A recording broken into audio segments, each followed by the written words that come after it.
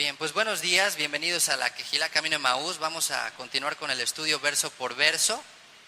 Tomen sus lugares si son tan amables. Estamos en el capítulo 31 ya del libro de Deuteronomio y pues estamos en la despedida de Moshe.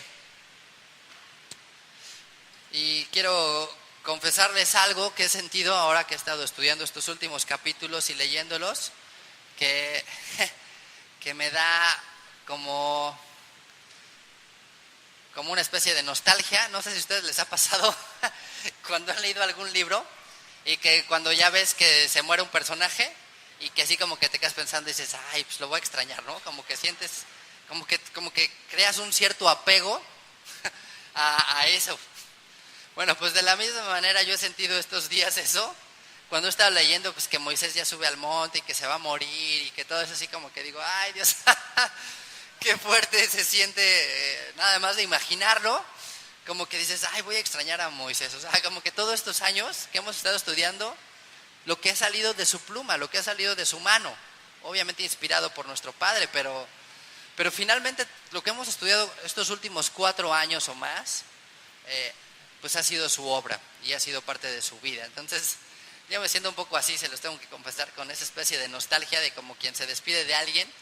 Pero ya después me acordé y Dios me dijo, bueno, pues no es un adiós, es un hasta pronto.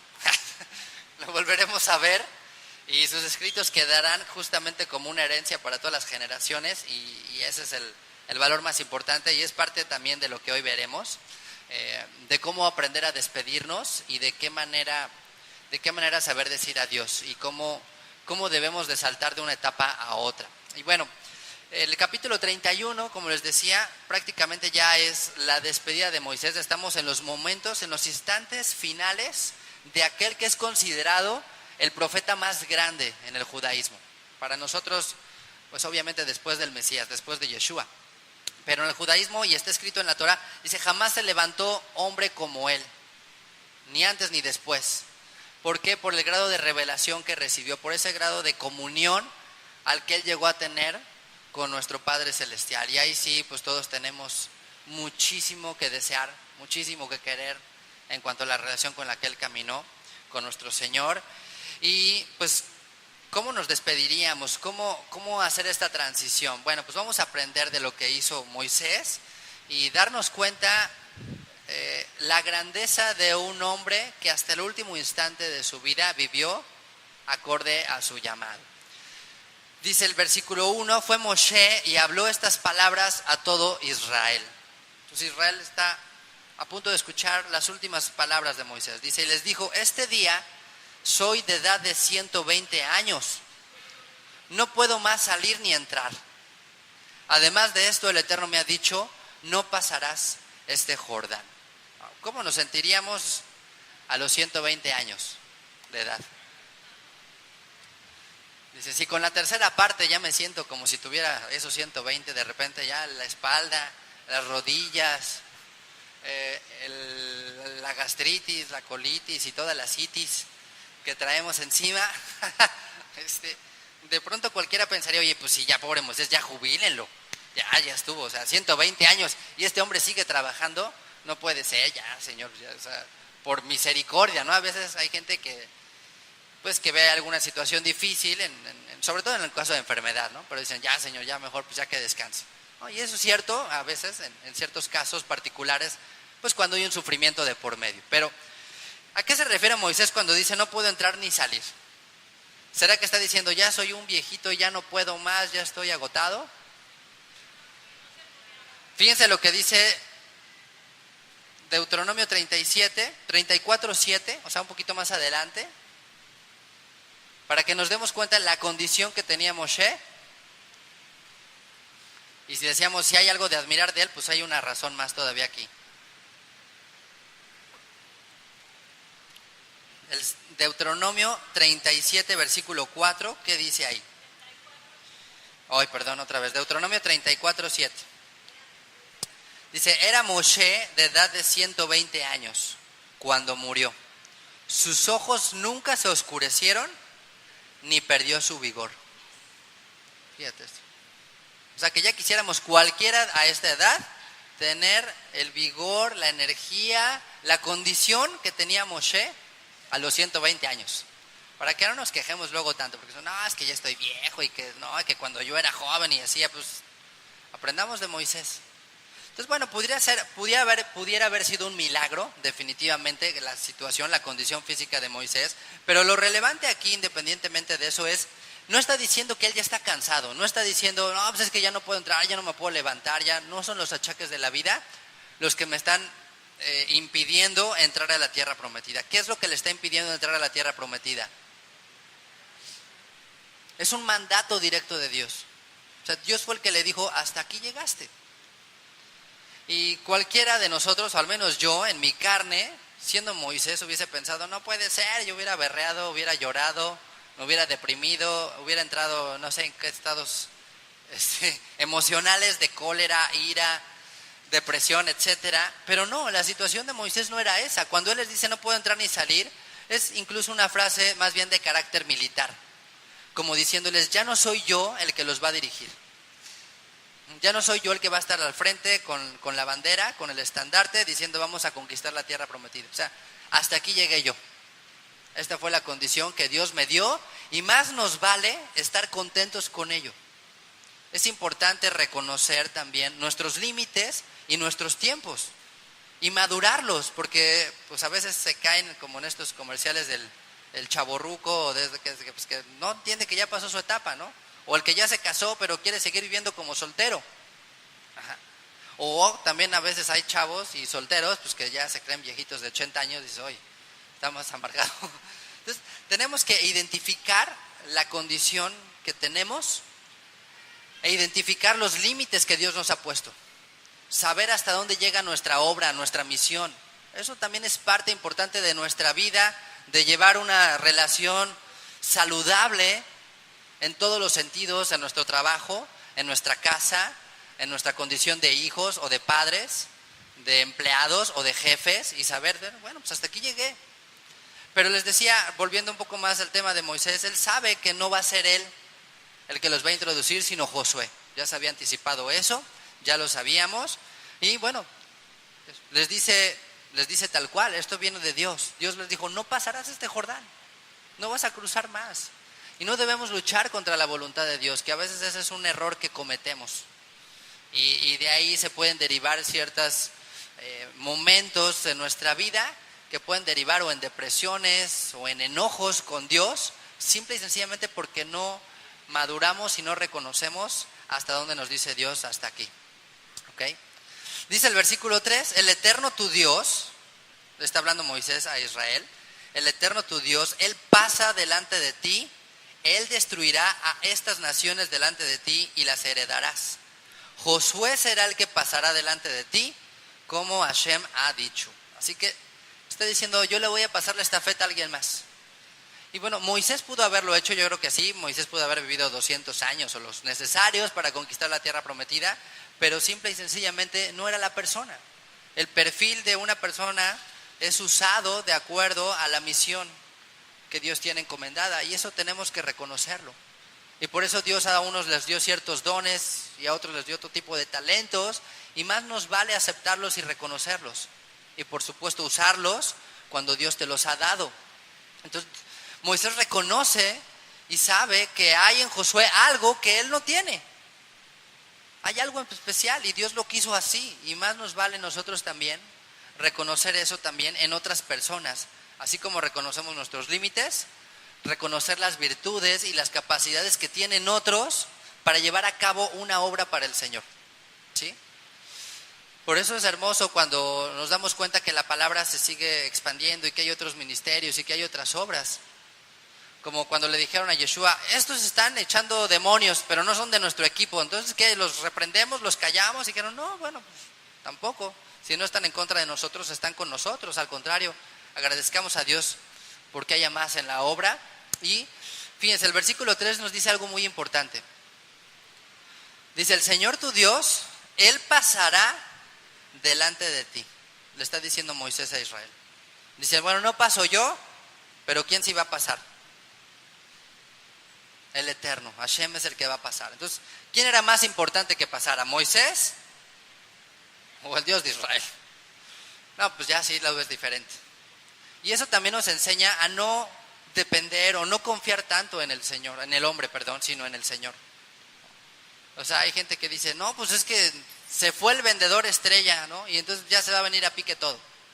Pues no, o sea, confía que si tu negocio, la empresa que tienes está en manos de Dios, el Señor la va a levantar y va a traer a las personas adecuadas. O ya se me fue este cliente y este cliente es el que casi de ese comemos, de ese dependemos, es la vida de él casi. Pues no, la vida depende de nuestro Dios. Entonces, ¿qué está tratando de hacer Moisés? Empezar ya a trabajar en el pueblo esta idea de que no sean dependientes de una persona. Por supuesto que Dios va a usar a una persona. O sea, eso no se puede librar porque, bueno, pues no va a bajar Dios directamente y, o sea, Dios es espíritu. Pero lo que les quiero enseñar es, lo importante en la vida es que Dios esté contigo, no tal o cual persona. Y esto tendríamos que madurarlo incluso a tal grado de cuando nos tenemos que despedir de alguien. De decir, ok, esta persona no está conmigo, que en este caso iba a ser Moisés. Y en lugar de que ellos se deprimieran o se dieran al pánico, como diría el Chapulín Colorado, que no pande al cúnico, dice, pues que no te pongas así, sino que decir, ok, pues no está Moisés, nos guió 40 años, pero el Señor está con nosotros. Estamos en otra etapa y lo más importante es que Él está aquí. Y dice el verso 4, y hará el Eterno con ellos como hizo con Sehón y con Og. Esto lo repite en diferentes ocasiones la Torah, diciendo que Dios iba a hacer tal cosa y que Dios iba a destruir y que Dios iba a tal, como diciendo, bueno, ya tienes pruebas de lo que Dios ha sido capaz de hacer. Y no lo hizo por esa persona, lo hizo porque Él es el que lo hace. Él es el poderoso. Entonces dice, hará el Señor con ellos como hizo con Sehón y Og, que eran estos reyes amorreos, que de acuerdo a lo que también nos dice la Escritura, eran gigantes, o sea, eran unos hombres muy poderosos, posiblemente de estos Nefilim, de estos descendientes de los ángeles caídos, y eran muy conocidos por su poder. Bueno, diciendo, pues, si Dios fue capaz de destruir a estos, ¿tú crees que no va a ser capaz de hacer exactamente lo mismo por cualquier otro? Claro que sí. Dice, reyes de los amorreos y con su tierra a quienes destruyó. Y los entregará el Señor delante de vosotros, y haréis con ellos conforme a todo lo que les he mandado. Dice entonces, esforzaos y cobrad ánimo, no temáis, ni tengáis miedo de ellos, porque el Señor tu Dios es el que va contigo, no te dejará ni te desamparará. Y yo te digo que esta promesa sigue vigente hasta el día de hoy. O sea, las situaciones de la vida las podemos ver así, como gigantes. Entras a un nuevo trabajo y dices, ay, nanita, ¿y ahora qué voy a hacer? O simplemente una adversidad y dices, ¿cómo le voy a hacer frente a esto? ¿Cómo me voy a enfrentar a tal cosa? Nunca lo he hecho, no lo sé hacer, ¿cómo voy a abordar esto? Bueno, Dios está contigo. Para Dios no hay nada difícil. Algunos hemos temblado a lo mejor hasta por un examen, ¿no? Ya después como que piensas en la vida y dices, ¿cómo me ponía tan nervioso por eso? ¿Cómo me podía preocupar? ¿Cómo me podía angustiar de cosas así? Pero bueno, sí es cierto, o sea, en el momento nos enfocamos a veces solo en ver lo terrenal. Y este versículo es un recordatorio para nuestros días de que aún hay gigantes en la tierra, aún hay problemas en la tierra, aún hay adversidades en la tierra, pero yo te digo, Dios está contigo, lo mismo que estuvo con el pueblo de Israel en aquellos días. No necesitamos entrar a una guerra tal cual, así, de espada o de pistolas. Con las batallas que tenemos delante de nosotros es más que suficiente. Pero la palabra de la Torah es, esfuérzate y cobra ánimo. Es importante el estado de ánimo. Es importante la actitud con la que enfrentamos estas adversidades. Y eso en gran manera demuestra a veces nuestra fe. El estado de ánimo de una persona es en muchas ocasiones el reflejo de su confianza en Dios. Me recuerda un poco una película que vi de unos espías, algo así, y están a punto de enjuiciar a una persona a muerte, más bien, o sea, lo están condenando prácticamente a muerte, y el abogado le dice, al verlo tan tranquilo, le dice, ¿no está preocupado? Y le dice, ¿ayudaría eso en algo? O sea, dice, bueno, pues si ayuda a que me preocupo con todas las ganas del mundo. Pero pues si no ayuda en que me angustie y me preocupe, pues ¿para qué me preocupo? O sea, lo que vaya a pasar de todas maneras va a darse. Entonces, yo lo digo igual. Yo no sé si David tenía muchísimo temor cuando enfrentó a Goliat, pero definitivamente no creo. Yo creo que había justamente en él la actitud correcta y la fe y la certeza de esto. Y yo creo que David conocía estos pasajes. David sabía que si Dios había destruido a Sehón y a Og, pues ¿cómo no iba a derrotar a Goliat?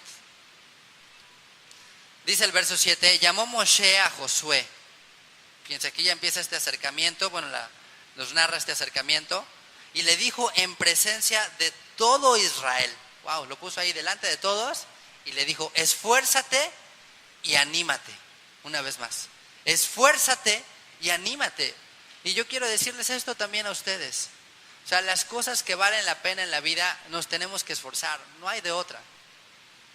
Hasta para mover la hamaca a veces hay que hacer algo. O sea, la hamaca no se mueve sola. Entonces necesitamos tomar esta actitud y esta postura. La postura que tiene Israel. ¿Israel qué significa? El que lucha con Dios, el que vence con Dios. Y ese nombre, ¿en qué momento se le dio a Israel? Cuando estaba dormido, en un sueño, ¿no? Cuando acaba de tener justamente eso, una lucha impresionante, como de estas luchas grecorromanas. ¿Han visto estas luchas así, de cuerpo a cuerpo así? Esa es la idea que da a notar esa lucha. O sea, como que estuvieron luchando, esforzándose y tratando de someterse y sujetarse y a ver quién gana y quién puede más toda la noche. Eso se dice fácil, pero pues imagínate, si en el box echan, no sé cuánto dura 3 minutos los rounds y esto, y ya terminan así, cansadísimos. Un partido de fútbol y terminan agotados, cosas así. Imagínate cuánto más haber luchado toda la noche y que dijo, no te voy a soltar hasta que no me bendigas. ¿Y cuál fue su bendición? No será más tu nombre Jacob, sino Israel, porque has luchado con los hombres y con Dios y has vencido. Ese es el ADN que tenemos tú y yo. Yo creo que tú tienes ese ADN en tu sangre, que eso corre por tus venas. Eso mismo que hubo en Jacob, eso mismo que hubo en Isaac, eso mismo que hubo en Abraham, el cual dice que no se desanimó ni decayó su fe al ver su cuerpo, que era ya prácticamente dice que era como muerto, en una alegoría refiriéndose a la edad que tenía. Él creyó y le fue contado por justicia. Entonces, ¿qué gigante puede haber más grande que Dios? Como dice una canción, no le digas a Dios tus problemas, qué grande es, sino mejor dile a los problemas, qué grande es Dios. ¿Qué Dios tan grande tenemos? Esfuérzate simplemente en ello. Créelo, anímate. En ello está casi la victoria. El 50% de la victoria parte desde la actitud. Desde ahí ya está casi definido en qué va a terminar el resultado. Entonces no te dejes vencer. No decaigas. Lucha, esfuérzate. Al final, cuando veas la película y ya estés en los créditos, vas a decir, valió la pena. Valió la pena cualquier esfuerzo. A lo mejor incluso, yo lo he llegado a pensar y te invito a que incluso si es necesario lo veas así. A lo mejor estar aquí es un esfuerzo, a lo mejor no quedarse dormido también es un esfuerzo. Y sí es cierto, yo a lo mejor lo veo fácil o a otra persona lo ve fácil, pero a veces es eso, a veces el levantarse temprano, decir, hijo, me desvelé anoche y poner la alarma, decir, Señor, dame licencia, dame chance. Pero pues, yo creo que Dios nos daría chance y ¿sabes qué? Pues tampoco nos condena, ¿no? Por llegar tarde o por quedarnos en casa descansando un sábado. O sea, yo creo que no es así Dios, pero el esfuerzo que demos va a valer la pena siempre. Y Yeshua nos enseñó que si queremos también dar testimonio, Él dio un ejemplo de eso, ¿se acuerdan? La segunda milla. La segunda milla no era irlo acompañando, la primera milla no era acompañarlo para estar platicando, sino era acompañar a un romano que podía obligar a un judío a llevar una carga durante una milla. Ese derecho tenían todos los romanos. Iban por la calle con las bolsas del súper o algo así y veían a un judío y le decían, ¿sabes qué? Tú cárgalas. Porque bueno, pues es un esclavo, nosotros somos los amos, tú tienes que hacer lo que te pedimos, pero eso sí, por lo menos la ley decía solo una milla. ¿Cuánto será una milla? ¿1,5 kilómetros? O sea, 1,5 kilómetros al calor del sol en Guarachitos, a ver si los aguantamos. 1,5 kilómetros. ¿Pero qué dijo Yeshua? Al que te pida o al que te exija ir una milla, ve con él otra, el doble. No dijo, 5 pasos más. No. ¿Por qué? Porque Dios sabe que esa segunda milla es donde le vas a compartir. Eso es lo que va a haber de diferente. Pero eso es un esfuerzo, ¿sí o no? O sea, es un esfuerzo. Entonces tenemos que tener un cambio de nuestra mentalidad, en renovar nuestro entendimiento, que la gracia es como, la gracia es no hago nada y todo lo recibo. No, si queremos ser gente que trasciende y que alcance como Israel, habría de alcanzar la tierra prometida luchando, tenemos que esforzarnos. Y dice más adelante en el versículo 8, el Eterno va delante de ti, una vez más, o sea, el Señor es el que va al frente siempre. Cuando tú piensas que fue difícil y que ya llegaste, no, pues ya llegó alguien antes que tú.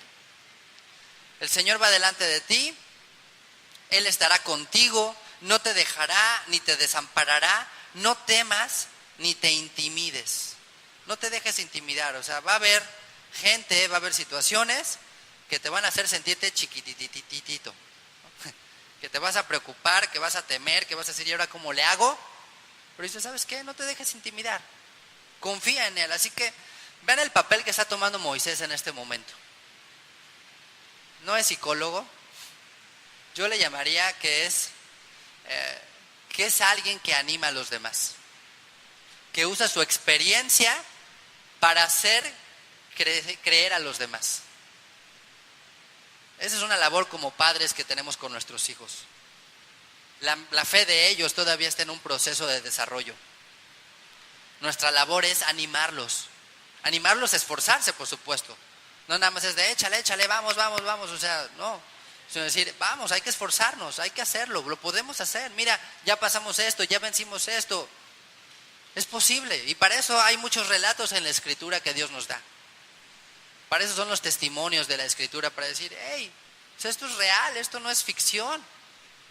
Esto está escrito para que sepamos que esto sucedió. Y Dios es inmutable y Dios no cambia, así que es el mismo Dios. Entonces Moisés anima a Josué diciéndole, esfuérzate, cobra ánimo, Dios va delante de ti, Dios no te va a dejar, no te va a desamparar. No temas, no te intimides. Y bueno, a lo mejor es entendible porque Josué pues seguramente era joven, tal vez, era joven todavía. Lo que sí es que definitivamente pues no tenía la experiencia que Moisés, y se iba a enfrentar a algo nuevo. ¿No? Nosotros en este mundo como que sería difícil, o es difícil a veces sorprendernos, pero yo veo el equivalente a entrar a esta tierra como si tú llegaras a otro planeta. Uno de mis máximos temores, algún día imaginé cuál sería quedarte en otro planeta, así como que llegas a un lugar y pues quién sabe qué vaya a haber aquí, ¿no? Porque pues ahí sí es algo que de ahí quién me rescata, no estoy en la nada, no, todo es desconocido. Bueno, pues ellos están entrando a una tierra totalmente desconocida, solo lo habían escuchado en historias, que la tierra que fluye leche y miel, y la tierra de Abraham, Isaac y Jacob, pero también he escuchado que había gigantes, y también había escuchado que pues, había gente poderosa, y también habían escuchado que había ciudades fortificadas. ¿Y ellos qué eran? Habían sido esclavos, y habían sido pues pastores, agricultores, constructores de ladrillos, gente que peleaba con palos y piedras. Y pues, ahora enfréntate a un ejército. No es tan fácil el reto, y aún así por eso es la confianza que quiere darles Dios aquí, que lo más importante no era la espada, no eran las lanzas, no eran los escudos, era que el Señor iba delante de ellos. Dice el verso 9, escribió Moshe esta Torá, esta ley, y la dio a los sacerdotes hijos de Leví, que llevaban el arca del pacto, y a todos los ancianos de Israel. Ya empezamos a notar también un desarrollo interesante en la sociedad, en el pueblo hebreo, el cual ya empieza a tener resguardo de ciertos documentos y de ciertos elementos que son parte de una cultura, que son parte de su historia y que tienen un valor espiritual. En este caso, la Torah, la ley. Dicen, resguarden esto es algo sagrado, esto es algo santo. Y se lo da a los levitas porque tiene ese carácter, el carácter de santidad. Es increíble, si Moisés viera que hoy en día tenemos esta misma Torah que fue entregada a los levitas y puesta en el lugar santísimo, que cada una de nosotros tiene eso, dirían, pues no, yo creo que sí, sería otro, estamos en otro planeta. sea, ¿cómo es posible que algo tan sagrado y tan santo que fue puesto en el lugar santísimo, valga la redundancia, ahora resulta que lo traemos en celulares? Ahora resulta que lo traemos así, en cualquier lugar, en cualquier edición. O sea, es increíble. Dice el verso 10, les mandó Moshe diciendo, al final de cada 7 años, en el año de la fiesta, en el año de la remisión, en la fiesta de los tabernáculos, cuando viniere todo Israel a presentarse delante del Eterno tu Dios, en el lugar que Él escogiere, leerás esta ley delante de todo Israel a oídos de ellos. Harás congregar al pueblo, varones y mujeres y niños y tus extranjeros que estuvieren en tus ciudades, para que oigan y aprendan y teman al Señor vuestro Dios, y cuiden de cumplir todas las palabras de esta ley. Y los hijos de ellos que no supieron, oigan y aprendan a temer al Señor vuestro Dios todos los días que viviereis sobre la tierra donde vais, pasando el Jordán para tomar posesión de ella. Y tiene un mandato muy especial, que es la relevancia que tendría que tener el estudio de la Torá. Es un pilar fundamental dentro del desarrollo que está teniendo Israel en este momento, diciendo, ok, vas a entrar en la guerra y vas a hacer muchas cosas, pero hay algo que no te puedes olvidar, al menos cada 7 años, al final de la fiesta de Sukkot, que es una fiesta que convoca a todos los israelitas, dice, hay que leer la Torá, hay que hacer lectura de la Torá. Tenemos testimonio de eso en Nehemías capítulo 8, y tenemos testimonio ahí mismo de lo que se produjo, un avivamiento impresionante. Entonces aquí nos da una explicación más, una razón más del año llamado Shemitah, se le conoce así, al 7º año, en el cual se debía dejar descansar la tierra. Pues prácticamente lo que crecía era de todos, era para beneficio de los más necesitados. ¿Y cuál era la idea entonces de ese año de Shemitah? De no cultivar la tierra, no nada más era dejarla descansar, sino alimentarse espiritualmente. Entonces era un año de estudio de Torah intensivo. ¿No les encantaría eso? Algunos me decían, ¿por qué no podemos ir a la fiesta de Sukkot? Por el trabajo. Pero ¿no sería increíble poder trabajar 6 años y decir, ¿sabes qué? Me tomo un año completito para estudiar la Torah. Porque bueno, ese era uno de los propósitos del año de Shemitah. Bueno, Dios nos da un mini Shemitah, no cada 7 años, pero sí cada 7 días, que es el Shabbat. ¿Cuál es la idea del Shabbat? Efectivamente descansar, reposar, trabajar en las relaciones personales, edificar de otra manera, pero también el estudio de la palabra. Entonces el Shabbat es como un micro Shemitah cada semana. Dios nos da esa oportunidad y ese es uno de los propósitos entonces que tiene también el Shabbat, que está alineado con esto. Entonces bueno, esta idea del Shemitah era para ello. En la medida que Israel se fue estableciendo, evidentemente la lectura de la Torah se fue haciendo cada semana, como hoy la tenemos, pero por lo menos de manera general, así como nación, se tenían que reunir cada 7 años. ¿No sería impresionante lograrlo? Que al menos una vez cada 7 años. Hay gente que jamás ha escuchado la Torah. En la última fiesta que tuvimos de Shavuot leímos los 613 mandamientos y hubo varias personas que me dijeron, yo nunca había escuchado los mandamientos. O sea, no había escuchado más que 10 o cuando mucho 15 o 20, pero 613 mandamientos, dice, jamás los había escuchado. Por lo menos una vez al año tenemos la oportunidad de oírlos. Bueno, pues qué increíble sería ese momento, ¿no? Todo el pueblo reunido, 7 años, y los levitas leyendo, explicando la Torá. Dice en el versículo 14, el Eterno dijo a Moshe, he aquí se ha acercado el día de tu muerte. Ahora sí, como dice en Crónica, de una muerte anunciada. Llama a Josué y esperad en el tabernáculo de reunión para que yo le dé el cargo. Fueron pues Moshe y Josué y esperaron en el tabernáculo de reunión. Y se apareció el Eterno en el tabernáculo en la columna de nube, y la columna de nube se puso sobre la puerta del tabernáculo. Entonces, bueno, evidentemente Es un momento histórico, muy especial. Es el momento de la despedida, de darle la estafeta a Josué. Y vemos que esto es un principio bíblico también. Aquí aprendemos otras cosas, que es el orden que estableció Dios. Y me parece también que es el orden que se debe de seguir. Y es el que se hace de manera pública. El que Josué no tomó el liderazgo de otra manera. No dijo, bueno, pues ¿sabes qué? Pues tú ya te vas a morir, pues ahora yo soy el líder. Y empezó, como dicen, a acarrear agua para su molino. Vemos el caso opuesto de Absalón. ¿Se acuerdan?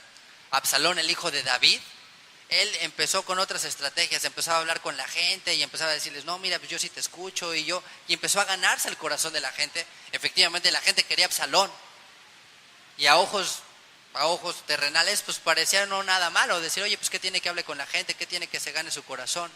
Bueno, pues sí tenía mucho, porque no era la manera en la que Dios lo hizo. Entonces este principio es algo que ha permanecido no nada más en el judaísmo, sino en cierta manera también en el cristianismo. La imposición de manos y el hacer de manera pública y manifiesta cuando se pasa un ministerio, cuando se pasa, como se dice, la estafeta, el hacer público las cosas. Yo creo que hay un dicho que dice que si el fin es santo, también los medios deben de ser santos. Y dice el versículo 16, dice, el Eterno dijo a Moshe, he aquí tú vas a dormir con tus padres, y este pueblo se levantará y fornicará tras los dioses ajenos de la tierra a donde va para estar en medio de ella, y me dejará e invalidará mi pacto que he concertado con él. Wow, imagínense qué noticia le dan a Moisés. Yo si hubiera sido Moisés, le digo, no me hubieras dicho eso, ya estoy a punto de morir y me estás diciendo que mis hijos se van a apartar. No, ¿para qué me dices esto? Bueno, creo que yo les diría que tal vez esta es la prueba final de Moisés. O sea, está a punto de morirse. Y Dios le dice, tú te vas a dormir con tus padres. Y cuando tú te duermas, cuando tú te mueras, este pueblo se va a levantar y va a fornicar tras los dioses ajenos. ¿Tú qué sentirías si fueras Moisés? ¿Tú qué pensarías? No me quiero morir, o más bien te mueres en ese momento no sé si de la tristeza, del dolor, porque pues qué cosa tan fuerte, qué cosa tan lamentable y triste. Pero he aquí la grandeza de Moisés. Y bueno, nos vamos a tener que esperar un tiempo para llegar a ese capítulo, que ya faltan muy pocos, para ver de qué manera se despide Moisés y con qué actitud toma Moisés las palabras que Dios le dice. ¿Y qué hizo Moisés al escuchar esto? Si tú escucharas, ¿sabes qué? Sabes que tus hijos cuando tú te mueras se van a descarriar totalmente, se van a ir al paganismo total. Ahí los vas a ver en zona hotelera reventándose. A lo mejor dirías, ¿sabes qué? Si es así, vénganse para acá, ahorita les voy a dar una variza de aquí que les duela de aquí hasta que cierren el antro. O sea, les voy a dejar marca registrada, pero para que no se les olvide. O sea, cualquiera te diría, ¿qué hacer para persuadir a una sociedad, a un pueblo que sabes que tiene esa tendencia y que te están diciendo que se va a apartar? Híjole, los voy a dejar picados, los voy a dejar con el pendiente de qué hacer en una estrategia así. Y a lo mejor hasta aprendemos. Dice entonces, dice, me dejará, invalidará mi pacto que he concertado con él, verso 17, se encenderá mi furor contra él en aquel día, los abandonaré y esconderé de ellos mi rostro y serán consumidos. Y vendrán sobre ellos muchos males y angustias. Y diré en aquel día, ¿no me han venido estos males porque no está Dios en medio de mí? Como diciéndose, o sea, pues ¿por qué me está pasando esto? O sea, como que Dios le estaba diciendo a Moisés, ¿sabes qué? Yo me voy a eliminar de la ecuación. ¿Y qué sucede cuando Dios se autoelimina o se desaparece? Puras calamidades, puras catástrofes. Y aquí la pregunta que hace la gente sería como, ay, ¿por qué me pasa esto? ¿No? O sea, la gente va a fingir o demencia o ignorancia, cualquiera de los dos. Y eso es triste porque hoy en día nos sigue pasando y lo seguimos viendo. Gente que tiene tragedias o problemas y dice, pues ¿qué? ¿Por qué será que Dios no está aquí o qué? O sea, ¿por qué me está pasando esta situación? En lugar de preguntarse, ¿no tendré que arrepentirme? ¿No tendré que cambiar? ¿No será que Dios está mostrándome algo que debo de hacer, que debo de de ser diferente. Dice el verso 18, pero ciertamente yo esconderé mi rostro en aquel día por todo el mal que ellos habrán hecho por haberse vuelto a dioses ajenos. Y, híjole, me encantaría meter más este tema de por qué Dios esconde su rostro, pero no nos da tiempo. Pero efectivamente les decía, cuando Dios esconde, que es una manera alegórica de decir, los voy a dejar en sus propios caminos, los voy a dejar en las decisiones de su corazón. Y Dios cumplió esto en varias ocasiones. En tu vida y en mi vida también Dios yo creo que llegó a cumplir esto. Pero la finalidad no era destruirlos, la finalidad era volverlos así. Crear en ellos el arrepentimiento a tal grado que volviesen, no como los dejó, sino con un corazón nuevo. Pero esta tragedia, que podría ser la peor tragedia que le pueda suceder a un ser humano, es que Dios se esconda de él. Porque ahí sí, aunque yo sé que el dicho dice, el que busca encuentra. Pero si Dios se esconde, ¿quién le va a ganar a las escondidas? Me recuerda esto, les decía, al libro de Esther, ¿se acuerdan? El libro de Esther y la fiesta de Purim, la cual es muy criticada por el tema que hoy en día, y con cierta razón se critica, pues por los excesos con los que se viven, lo cual no es un reflejo de lo que definitivamente plasmaron los sabios. Pero el punto es que se critica tanto la fiesta como en muchos casos el libro, porque se dice que no aparece el nombre de Dios. No aparece escrito el nombre de Dios, aunque ya vimos en un estudio que sí existe el nombre de Dios, y sí está escrito el nombre de Dios, es un acróstico que en el hebreo se puede leer y entender, pero el punto principal es, Dios está ocultándose aparentemente en toda esa historia. Es una historia impresionante en muchos aspectos, y entre ellos es esta parte mística que tiene, en la que Dios no muestra su nombre, el único libro de la Biblia que no aparece el nombre de Dios, pero también esta idea grande de fe, de saber que Dios no lo vemos, pero Dios está ahí. Que Dios no se manifiesta como en otros libros en aparentes milagros extraordinarios, pero sí se manifiesta y se muestra a través de otros rostros y de otras formas y de otras personas. Ajá. Entonces, creo que todo esto es relacionado con la historia de Esther. ¿Por qué? Porque el pueblo se apartó, se había apartado del Señor. Ya se había dado un primer regreso con Zorobabel. Y la mayor parte del pueblo, aproximadamente el 95% del pueblo, no regresó de Babilonia cuando se dio el edicto para regresar.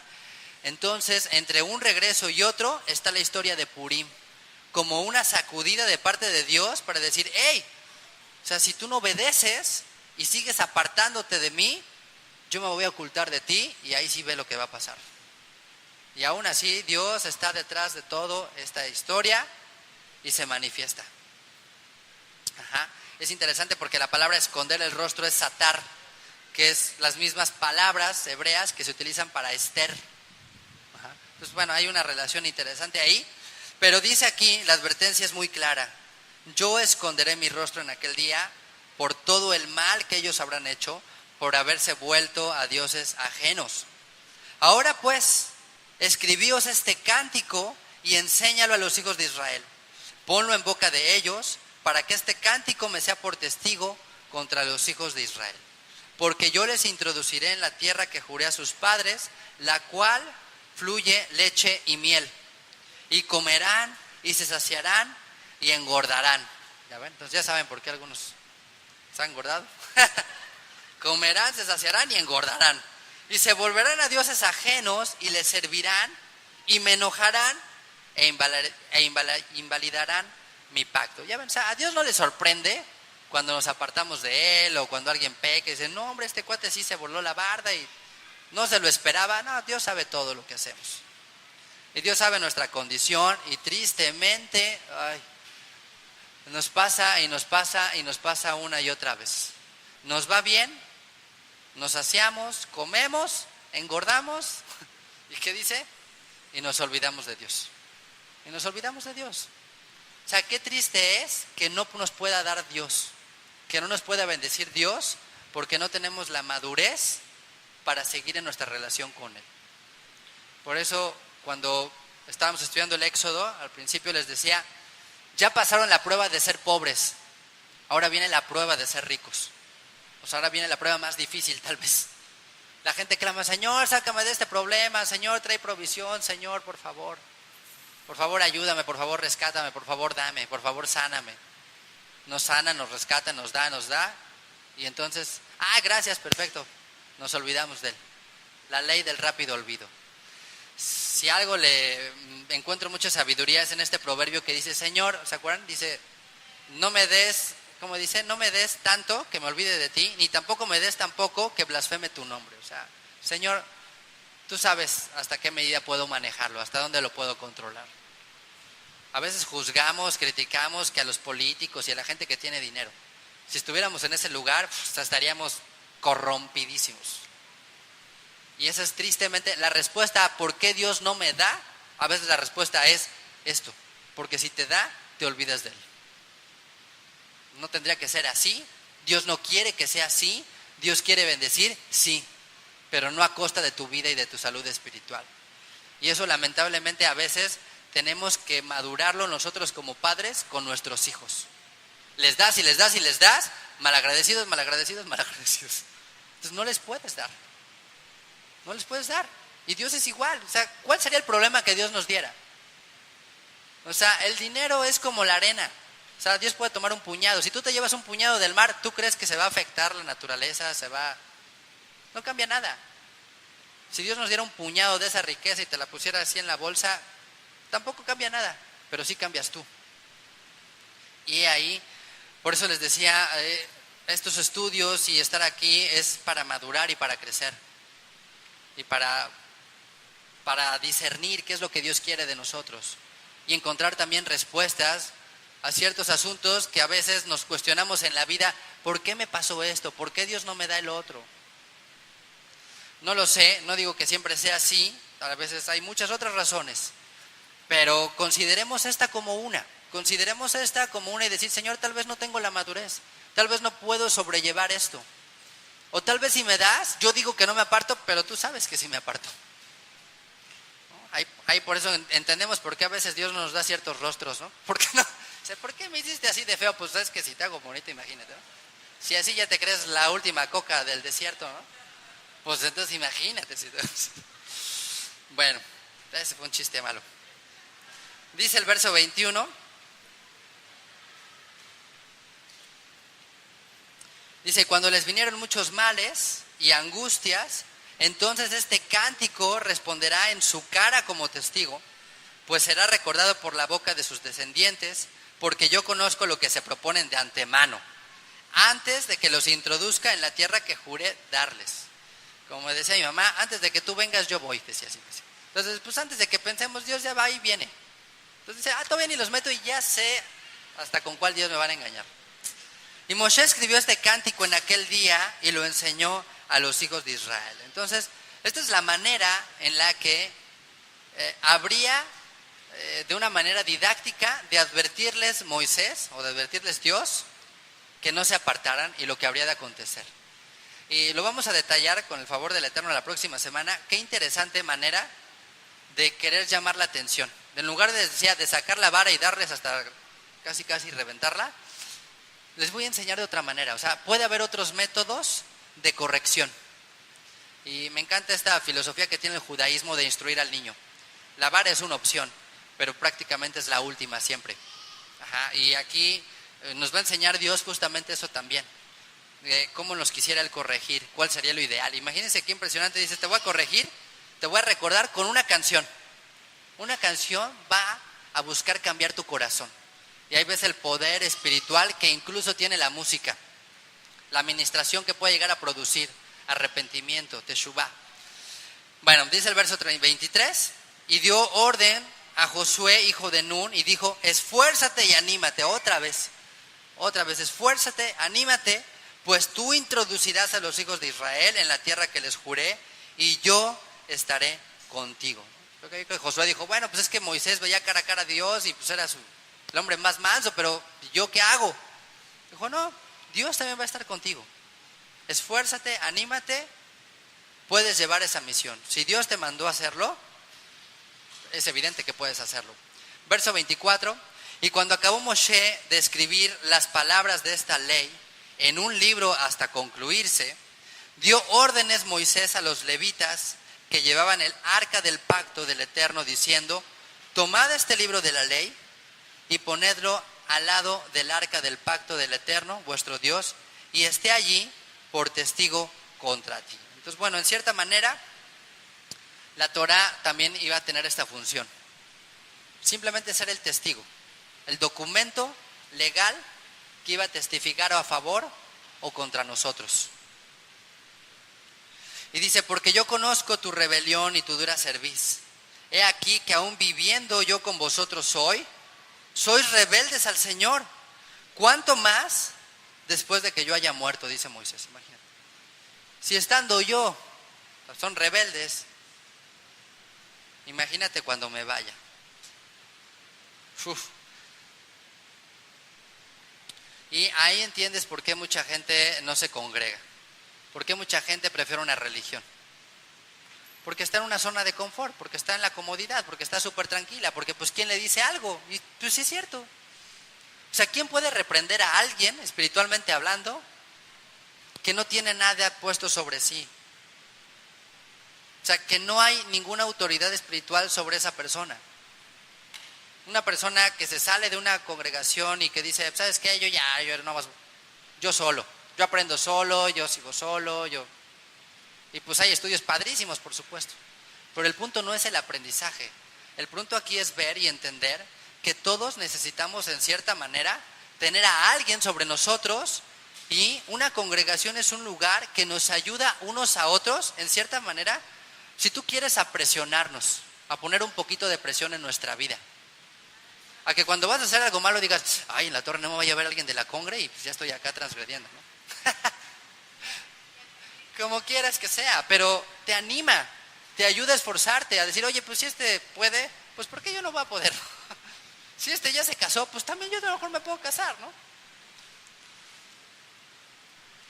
Por eso veo yo tan importante esta parte. O sea, no venir nada más al rollo de vengo y vengo y vengo y vengo, sino de venir con esta idea y con esta mentalidad, pues, de que somos una familia y de que estamos en el mismo barco, y de que cuando uno flaquea, pues el otro le puede ayudar. O que cuando uno pues ya se está volviendo arrogante o se está apartando, pues a lo mejor va a haber alguien, un hermano, que lo puede volver a jalar y volver a poner los pies en la tierra. O a lo mejor en mi caso como pastor también me pueda tocar esa labor, por supuesto. Pero es lo que dice Moisés: dice: si estando yo, ustedes tienen la tendencia y son de dura cerviz, y yo conozco tu rebelión. Más adelante dice: pueblo necio y loco. Imagínate cuando ya me muera. No, hombre, está fuerte esto que les dice. Ajá. Dice el verso 28, entonces: congregad a mí a todos los ancianos de vuestras tribus y a vuestros oficiales, y hablaré a sus oídos estas palabras, y llamaré por testigos contra ellos a los cielos y a la tierra. Porque yo sé que después de mi muerte ciertamente os corromperéis, y os apartaréis del camino que os he mandado, y os ha de venir el mal en los postreros días, por haber hecho mal ante los ojos del Eterno, enojándole con la obra de vuestras manos. Pues bueno, Dios no está esperando así como de: a ver, háganme enojar para desquitarme. No, simplemente les va a dar el pago a lo que está escrito en la Torá, como un documento que se tiene que cumplir. Que con el momento en que pues, se llega a ciertas condiciones, se cumplen otras condiciones. Así es la Torá, un documento que tiene mucho que ver con causa y efecto. Ajá, como un documento legal. Hoy en día que tú firmas delante de un abogado y que hay ciertas cláusulas que dice: en caso de incumplimiento, pues sucede esto. Entonces la Torá es igual, no lo veamos, a veces lo queremos espiritualizar demasiado, pero Dios es práctico y concreto, y la advertencia es clara, y la advertencia sigue para nuestros días. Entonces él llama a Moisés por testigo pues a la gente madura, a los ancianos de las tribus, diciéndoles: les pongo como testigos a los cielos y a la tierra de esto que habrá de venir. Y pues vaya que si vino calamidad, vaya que si vino pruebas, vaya que si vinieron cosas trágicas al pueblo de Israel, ¿no? Las dispersiones, las masacres que hubo, los periodos de esclavitud, las asimilaciones que sufrió el pueblo. Y bueno, la misericordia de Dios es tan grande que a pesar de toda esa desobediencia, el Señor no se ha apartado todavía de su pueblo, de ninguno de nosotros. Así que sea cual sea nuestra condición, el Señor es benevolente, es benigno, pero también es justo, y esa es la idea de casi del cierre de la Torah. Por un lado, hacernos ver la justicia de Dios, pero también saber que hay un Dios dispuesto a perdonarnos. Y pues vamos a orar, pedir a nuestro Padre que nos ayude a poner estas palabras en nuestro corazón. Todos estos temas que hemos visto puedan hacerse carne en nuestra vida y ponerlos por obra.